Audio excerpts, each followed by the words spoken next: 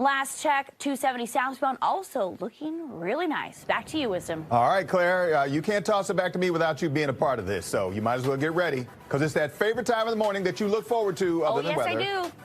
It's time for some talkers, and we're going to start with this. It turns out you don't need to spend a lot of money for a first date anymore, because according to a new survey, Gen Z and millennials are taking their dates to the gym.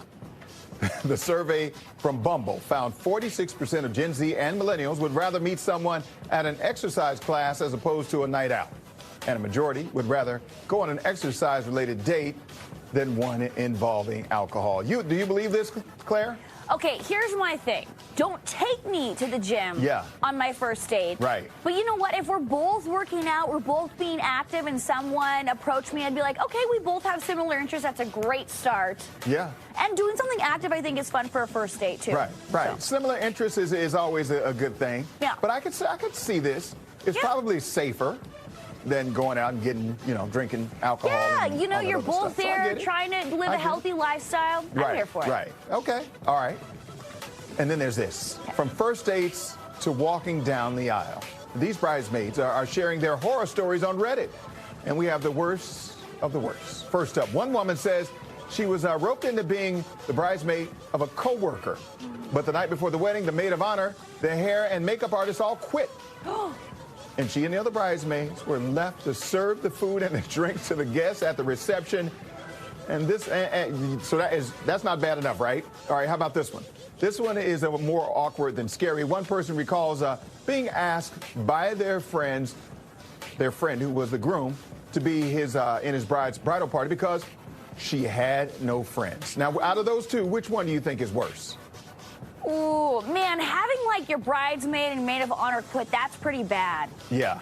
I do have a funny story, though. So my cousin is a makeup artist for weddings, and the day of the wedding, she was asked to be a bridesmaid, and she had to put on the craziest dress and be a bridesmaid. And I'm like, why did you say yes? She was too nice to say no, but she was in some random person's wedding to make it all even. Right. Okay. Well, look, she got through it, but in this scenario, having them work may not be as bad as not having any friends at all. That's a little strange if you don't have any friends. Yeah, that would be rough. That'd be rough. None? That's a big number. None. Yeah. Zero. All right. Okay.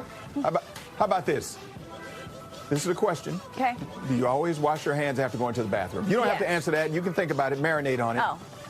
One TikToker named Sophia caught flack for suggesting that she doesn't wash her hands after doing the number one.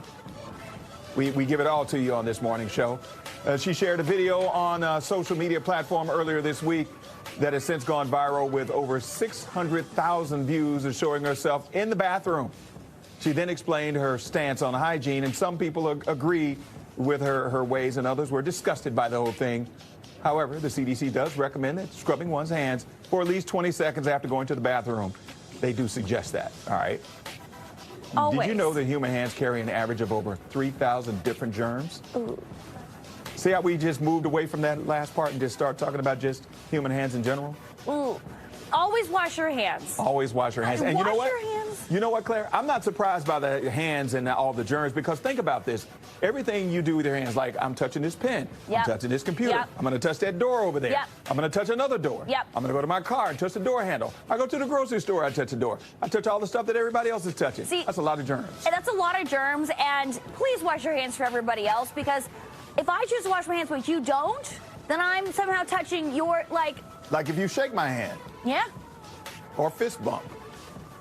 All of those things. Bottom line, like you said, in the words of Claire Anderson, wash your hands. Wash your hands. All right. Thank you, Claire. All right. Coming up, who else eclipsed former President Barack Obama as the most followed person on Twitter? And what honor was bestowed upon Dionne Warwick right here in the DMV? We're going to tell you how she feels about passing the torch to the next generation of performers.